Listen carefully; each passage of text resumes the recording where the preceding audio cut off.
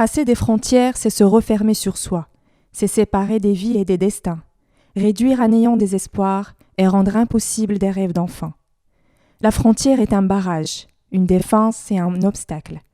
La frontière développe la peur de l'étranger et le refus de l'inconnu. Elle active en nous ce besoin de protection contre le non-familier et l'imprévu. Elle nous amène à considérer comme non-sens tout sens autre. Elle détermine aussi paradoxalement que cela puisse paraître, le proche et le lointain. Tracer des frontières, c'est freiner notre quête du savoir et suspendre celle du bonheur. Poser des barrières limite nos échanges et crée partout des inégalités. Elles nous enferment dans un espace clos et réduisent au silence tout mouvement de changement.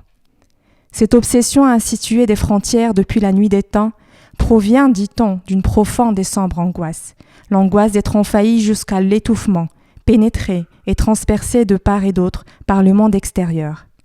Mais pourquoi en vouloir à la frontière ?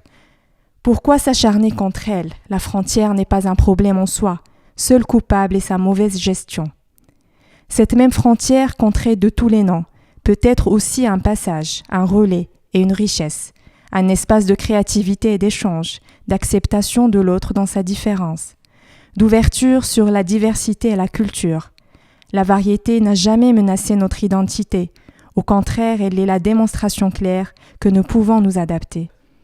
Mais hélas, nous n'en avons pas fini avec cette sourde inquiétude qui accompagne notre vie, qui apparaît sous différentes formes, qui prend plusieurs sens, mais qui finalement n'a qu'une seule signification, la limite, the border, hudud, limite.